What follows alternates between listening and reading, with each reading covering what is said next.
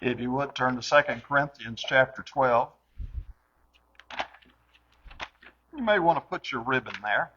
2 Corinthians 12, we'll be coming back to this text more than once.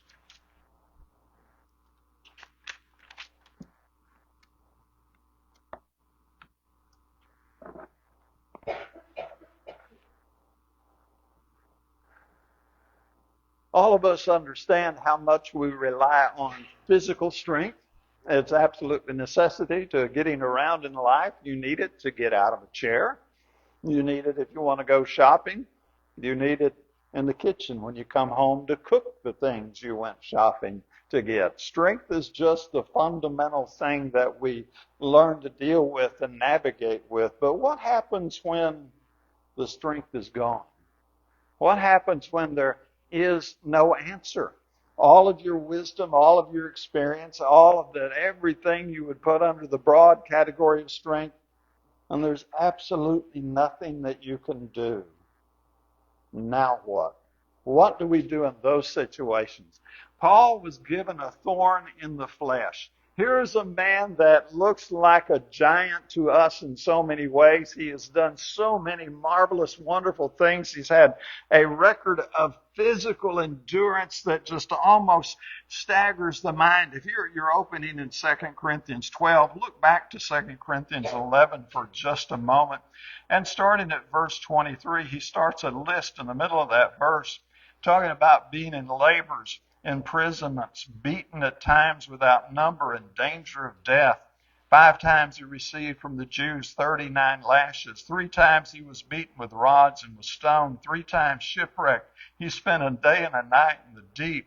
He had been on journeys and dangers from rivers and dangers from robbers, dangers from countrymen, dangers from the Gentiles, dangers in the wilderness, and dangers on the sea, and among false brethren. Many hardships, sleepless nights, and without food and cold exposure. And you look at everything that he did, and you go, this guy is tough. And he was phenomenally tough. And then we look over into chapter 12, and we get down to around verse 10 or so. And he says there was given him a thorn in the flesh. It was just a thorn. A thorn. It's no fun to get stuck by a thorn. They're inconvenient. You'd like to get rid of them, brush them aside. But this thorn was placed in such a way that he could do nothing with it. There was no way out of this one. None of his past experience would resolve the situation he was in. And so he tells us after he prayed to God to remove the thorn, and 3 times he was told no. He finally says, therefore, I'm well content with weakness, with insults, with distress, with persecution, with difficulties for Christ's sake. For when I'm weak, then I am strong. When I'm weak, then I'm strong. That's a little hard to process, isn't it? Because our society focuses on physical strength, mental strength, financial strength, group strength. And now here Paul is in a situation where there's nothing but a no coming from God. And that opens the way to a whole new level of spirituality for him. He says, when I'm weak, then I am strong. So the thorn in the flesh, it was actually his blessing. It was actually his gateway to a higher spirituality. It was not an obstacle, but it was an opportunity. And you and I need to ponder and think. There are times in our lives where we face situations, there is nothing we can do. We like to think when we think about health that the medical establishment knows so much. Well, the medical establishment knows a whole lot more than they did 200 years ago. But if you're staking your future on the medical establishment, you've made a bad choice right there.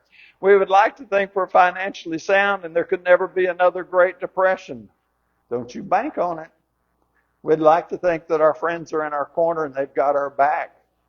But sometimes they don't. What if the thorn What if the thing that we want God to keep out of our life is actually the blessing? It's actually the doorway. It's the opportunity where He says, I've been trying to get you onto higher ground. You know, we'll sing it in the auditorium. I'm pressing on the upward way. New heights I'm gaining day by day. Still praying as I onward bound. Lord, plant my feet on higher ground. And the moment He opens that door, we go, oh, not that way, Lord. That's not the way I wanted to go. But the way to upward ground is an upward struggle. It's a battle. It's a climb. We have to work for it. Or we stay right where we're at. What if the thorn that you're bemoaning right now at this point in your life, whatever that thorn may be, is actually the blessing God's trying to give you and to open your eyes to a whole new level of spirituality?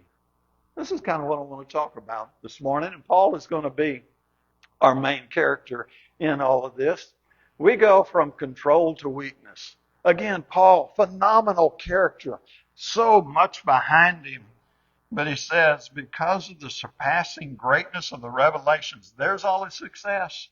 Things that we would like to know. Don't you know when he said he knew a man who got caught up to the third heaven? Wouldn't you like more of that story?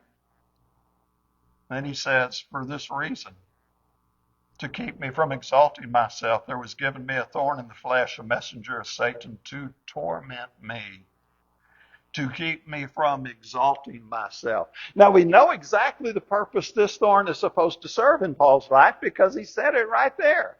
It was to keep his pride in check, to keep him from exalting himself. It was to keep him from thinking, oh, I must be better than other people because look at all of the things I have in my past on my list. Look at everything I've done. I'm special. The very purpose of that thorn was to go, I don't want you to rely on your physical strength. I want you relying on God. So it turns to be a counterweight. A lot of blessings on one side, but blessings can go to your head. God gives him something on the other side that says, let me show you the limit of all these blessings. In a sense, God says, and I'm totally paraphrasing and ad-libbing, Paul, I don't want to lose you. I'd rather you suffer through this struggle in humility and trust me than to get all swelled up in your head and prideful and walk away from me. God intends good. Thorns are part of the plan. And this is the part of the plan that we push back against, even though how many times have we had James chapter 1, verse 2, 3, and 4 quoted to us? Count it all joy when you fall into various trials. Right there it is. That is God's plan. So that you can be perfect and complete and lacking nothing. This is what God is trying to do through the struggles. But we get into a struggle and something's rubbing us the wrong way. And when it's a thorn that we know isn't ever going away, we can default into bitterness and, oh, poor me. Life just didn't treat me right, and so on and so forth. And God's going, no, you're missing it. This is the doorway you've been praying for. This is the gate that's opened up. This is the way to higher ground. Spiritual higher ground. Isaiah 40. We'll use verse 29.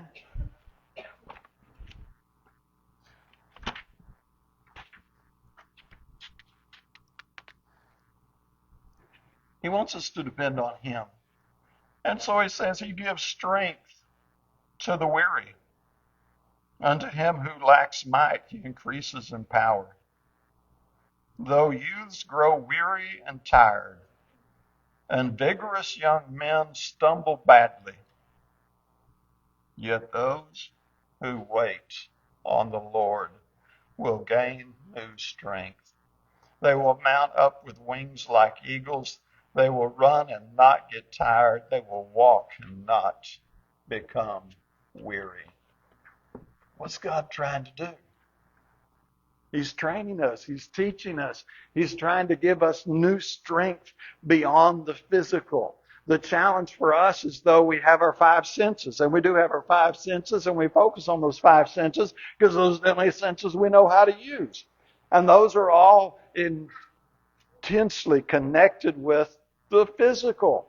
And yet we are spiritual beings in a physical body, and there's a higher plane, there's a higher level. And so he's trying to get us to think outside the box, so to speak, outside the tent of flesh. You know, we sing this robe of flesh I'll drop and rise to seize the everlasting prize. Amen.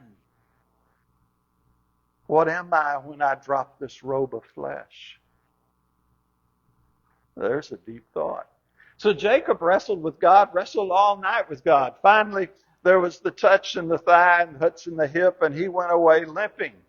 But yet that thorn that was in his flesh that never went away was really an opportunity. What if he had not wrestled with God? Would he become the Israel that we know him to be? Would he become the father of the nations that he'd become? That's all speculative, but it's something to think about.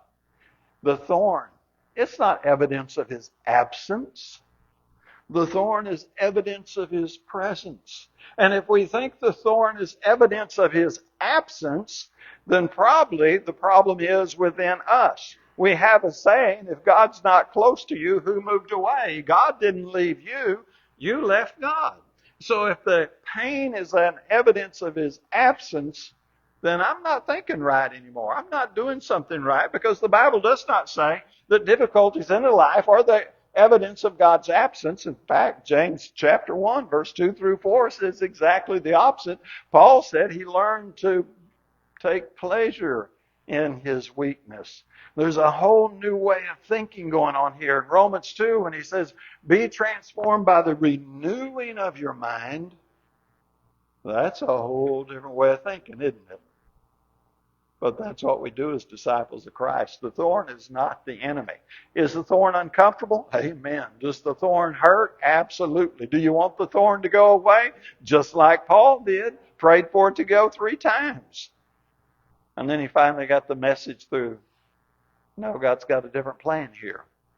This isn't going away. That's the hard path to travel, isn't it? That's straight and narrow road.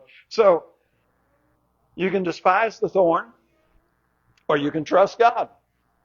We make jokes all the time, those of us who are getting older. This getting older just ain't what it was cranked up to be, was it? Man, when I was Archer's age and I looked at the adults, I thought, man, I can't wait till I get to be 21, 25, 30. Let me tell you what I'm going to do. Now I got way on down the road, and let me tell you what I can't do. But in a little conversation between a sermon and Bible class, I believe it was Brother Dave that said, as we were talking about the body not being what it used to be, don't it make you want to go home? And don't it?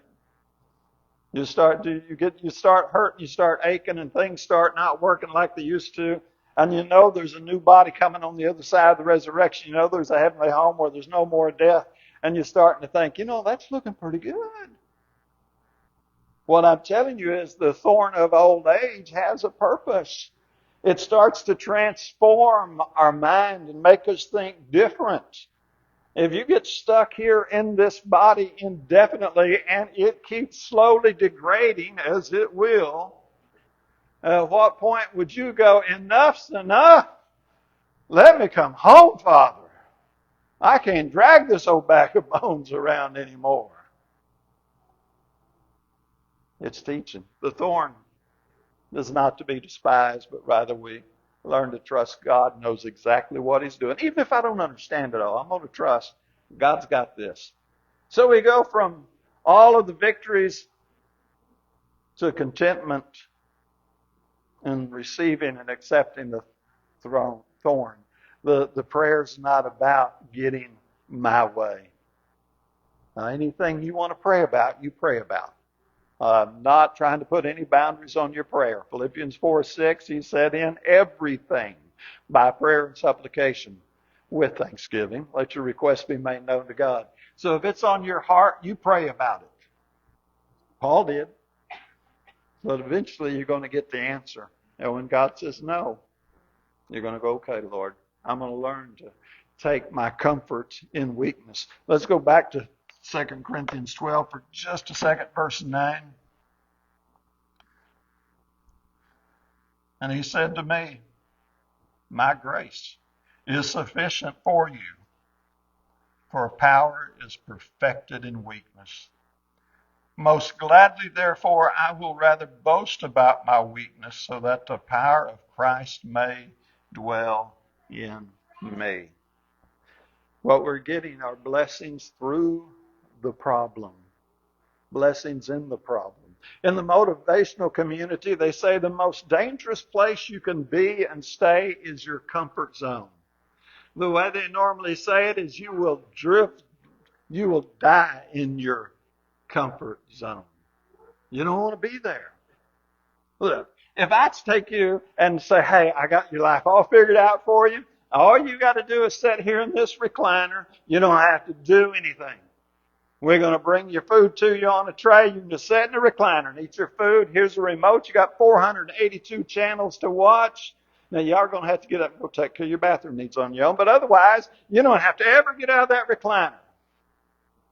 How long before you can't get out of that recliner?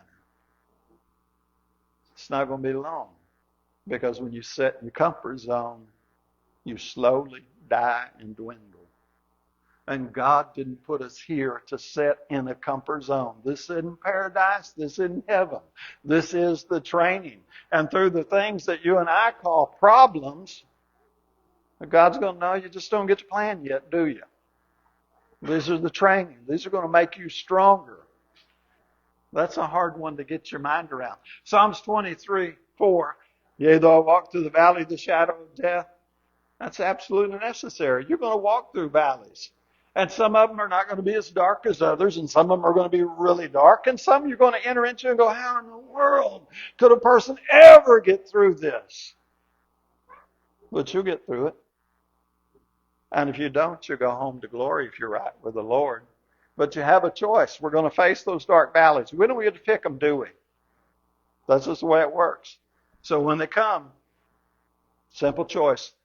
I can be bitter. God, why me? Why are you doing this to me? Or I can be like Paul. What did Paul say? I am well content with weakness, insults, distress, persecutions, and difficulties for Christ's sake. For when I am weak, then I am strong. That is something you're going to learn. Philippians 4:11-13, that's where Paul said, I've learned in whatever situation I am to be content. He said he knew how to abound, have abundance, and be content. He knew how to be in need and hungry and be content. In verse 13, you all know that one. I can do all things through Christ who strengthens me. This idea of finding victory in contentment is learning to do it. Which means you're just going to have to sit down in your quiet times or with whoever you have your discussions with and talk your way through some of these. How in the world could God be blessing me through this situation? Because my flesh is going to resist and my flesh is going to push back and my flesh is going to say, there is no way that this situation could ever be a blessing. And 6 months or a year later, I wouldn't be surprised to hear you say, that's the best thing that ever happened in my life. And if I hadn't have gone through that, I would not have learned this and this and this and this. It was a painful lesson, I agree. But we learn to be content. So we sing the song, I Surrender All. Pretty simple song. That's basically what we sing. All to Him, I surrender all. That's unconditional. We present our body a living sacrifice to be transformed by the renewing of our mind, to be conformed to the image of Christ. We give it all up. And if He says you need to die when you're 33 as Christ did on Calvary, okay, God's got a better plan than I do. Maybe He's going to let you live to be 63, 93, 103. I don't know, but whatever His plan is for you and your situation, it's the absolute best plan there is. I'm just going to surrender to it. Lord, you lead, I'll follow. And one of these days, You'll lead us on through the pearly gate and so on and so forth. So what thorn are you asking God to remove from your life? We all usually have them, some different stages of life. I don't know if you're going through it right now or not, but it's a very common thing. There's stuff in our life we want changed. What if that very thing you're asking God to take out of your life is the very thing He's trying to use to get you on up the spiritual way? It's a tough thought, isn't it? No, it couldn't be that. Yes, it could. It was Paul's thorn in the flesh. Why couldn't it be your thorn in the flesh? Then we learned to look at invisible strength. Visible strength's really appealing. You know, the football players, the basketball players, or whatever their strength is, or the financial giants, and we see it and we go, yeah, that looks really good. That looks secure. But the invisible strength, that stuff back in verse 9, where he says, my grace is sufficient for you, for power is perfected in weakness. Look at that again. For power is perfected in weakness. People aren't going to be seeing that, are they? It's not going to be something we celebrate as a society and as a community. It's going to be one of those private inner victories that does help take you on the upward way. And that's completely upside down from the way of the world, isn't it? The way of the world says you got to take first place. Second place is the first loser. Isn't that motivating? That's the way of the world. But Christ comes along and says, nope, power is perfected in weakness. And so we have Calvary. The most triumphant day humanity has ever known, Calvary. When Jesus laid his body down, let them nail him to a tree, and poured out his blood to be the propitiation for our sins. How did that look to the world? From a worldly point of view, it looked like another guy who got sideways with the Roman authorities being executed along with a couple of thieves. Didn't look glamorous, didn't look glorious. And the people way back in that day would not have been proud to be wearing their cross belt buckle or their cross earrings or their cross necklace, because in their culture at that time, in the beginning, that was the lowest form of execution, the most humiliating thing a person could suffer. It was just that bad. You wouldn't have gone around, honored in that sort of way. And yet, if you can see past the physical, it was the most fantastic demonstration of power ever. And we sing about that demonstration of power in a song. We sing, he could have called 10,000 angels to destroy the world and set him free. But he freely gave his life up for us. There's the invisible power. So Romans 12:1 tells us to present our bodies a living sacrifice, because we want to go the upward way. We want to surrender on the upward way. And that is the upward way. You can't get upward without surrendering. It doesn't work that way. Gideon is 300 men. Again, an invisible power there. Only 300 men. In fact, they had too many and they kept paring it down until he got to 300. And then when the battle came, they smashed the jars and they invaded the camp. You knew it was God's power. It wasn't Gideon and his men that won that victory. It was the invisible power in those men who humbled themselves to do the unthinkable, to do the impossible. But they did not do the impossible. God did the impossible. And that's what he would like to work in our lives, is to take our lives of flesh and transform them to being conformed to the image of Christ in such a way that he can invite us into his heavenly home forever and ever. Unfortunately, the flesh is focused on being seen. Look at me, look at me. Look at all I got. Look how nice I look. Look what I drive. Look what I wear. Look what I own. Look what I can buy, so on and so forth. No, totally misses it. So the question is, can you trust the strength that dwells in your weakness when nobody can see it? You know how strong you've been, but nobody else does. Can you do that? From disappointed to delighted. Weakness stirs discontentment, and we want to cover it up. We want to get rid of it, and we want to put on a good show in front of other people and that sort of thing. But Paul went with it. Paul decided just to walk through it. And that's why he could say, after he tried to get rid of that thorn in the flesh, I'm well content with weakness insults, distress, persecution, difficulties for Christ's sake, or when I'm weak, then I'm strong. That's a leap. From struggling, Lord, take it away. Take it now. To no, don't take it away. Don't take it away. Because he found a new level of contentment. That's what he said. I am well content with weakness. So Paul had a learning curve. I don't know what you think about Paul, but I think we tend to take the Bible characters and stick them on a pedestal that's just a little too high. He's on the Damascus Road. Christ appears to him. Paul, why dost thou persecute me? And 3 days later, he's baptized, and we go, whoa, he had it made. Look at him. No, he didn't have it made. Paul had to learn lessons just like you and I have to learn lessons. He had that learning curve too. And he went through it. Now, he didn't want to go through it. He's just human like we are. That's why he prayed 3 times, Lord, take it away. But when he found out God wasn't taking it away, now he's got 2 choices. I can get on board with the Lord and do whatever the Lord's doing, go where he's going, or I can sit back and have a pity party. Pity parties are no fun, so we let God work through our weakness, whatever that happens to be. Let him work through it. Because unless you know a secret way to get rid of it, sometimes you're just stuck. The limits of the flesh, and the flesh will fail you. This is so extremely finite, you and I. Aren't any of us know as much as we think we know? That's kind of a funny thing there, but that's just the way it works. We don't know much.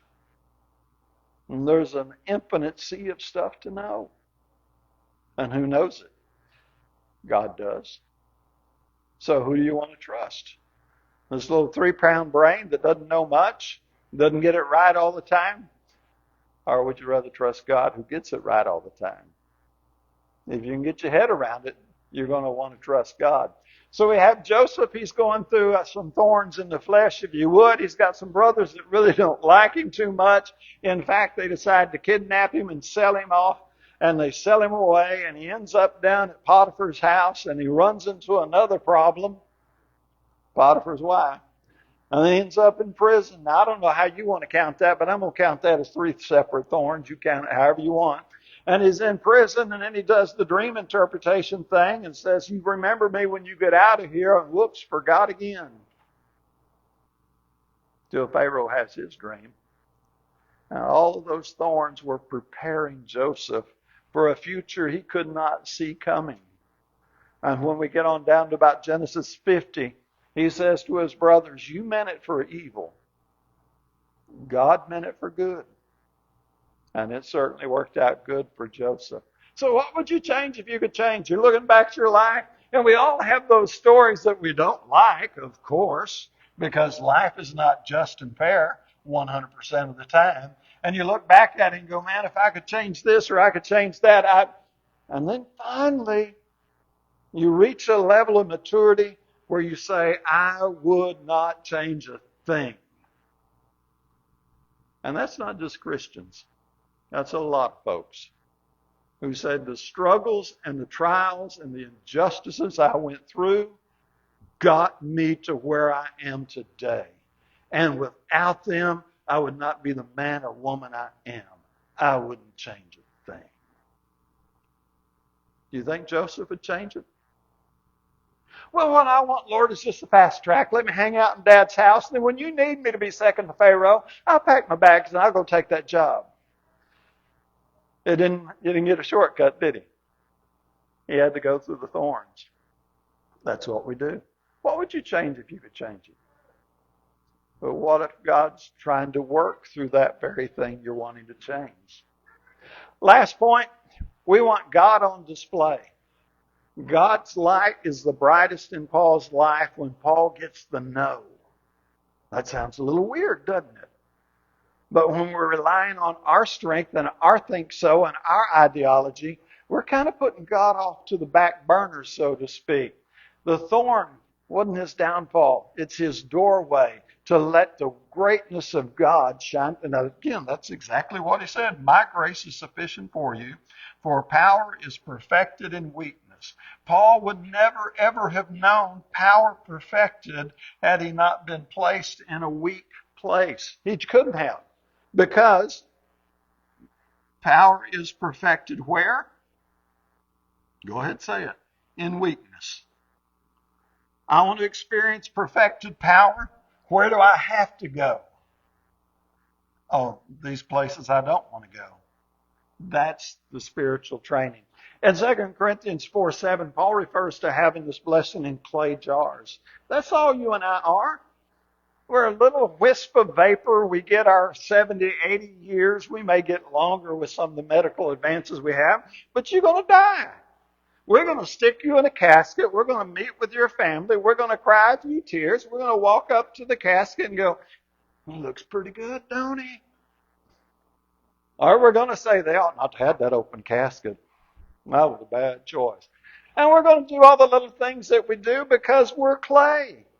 But God chose to take this clay, this dust that He breathed life into, and say, I want to put my gift in that. And when it chips and it cracks and it does what it does, I want you to think of it this way. The cracks are where His greatness shines through. The chips are where His greatness is going to shine through. The thorn is going to keep us tethered to the truth. And that's exactly where we need to be tethered, even if being tethered doesn't feel comfortable at times. So the world sees weakness when they look at like Paul and he's got a thorn in the flesh, or they look at older people. We look at the young people that are up and coming. They're going to be athletes, businessmen, and tycoons of business. And we think, oh, boy, that's awesome. And we see a 92-year-old on a walker at the grocery store, and we go, yeah, go down another aisle. It's weakness. We don't like to look at that weakness, do we? We're just like, no. But God sees an opportunity in our weakness and our struggles and our finite case. And He never, ever depended on our strength to start with. Let that one settle in a second. God never needed Paul to be strong physically, financially, intellectually. All he needed was Paul to get Paul out of the way, so to speak, and let God shine through. And He doesn't need anything more from you and I than to get our own little private agendas and our own little selfish, petty lives out of the way and let His light shine through us. So you can get bitter. My weakness is running everything. I can't have any fun anymore. Or you can turn it over to God and rest in faith and trust in God. So, living like Paul. This sermon is meant to be lived because I know a lot of us struggle in a lot of different ways. And if it's just age catching up on you and you can't do what you used to do, amen. We'll get together and commiserate, but I can't change it. Be honest. Be honest with yourself. Don't try to hide your thorns from yourself. You've got them. We've all got them. Now, I don't want you to go out and broadcast to everybody. We don't need that either. But you need to be honest with them. Redefine strength. God does shine through the cracks. And He's the one I want to shine. When He said, let your light so shine before men that they may see your good works, glorify your Father, He wasn't talking about you being all fantastic and fabulous. He was talking about your Christianity, His light shining. Cultivate contentment. Find joy in His presence. You've got God. That's all you need. That's all you need for eternity. Be a vessel. Carry Christ in your little vessel of clay. And then set your mind on the resurrection. Because this mortal was not intended to be permanent. You were intended to die. You were intended to put off this robe of flesh. You're intended by God's design to put off this tent and step before the judgment seat of Christ. So I want to leave you with this thought. What if the thorn is the doorway?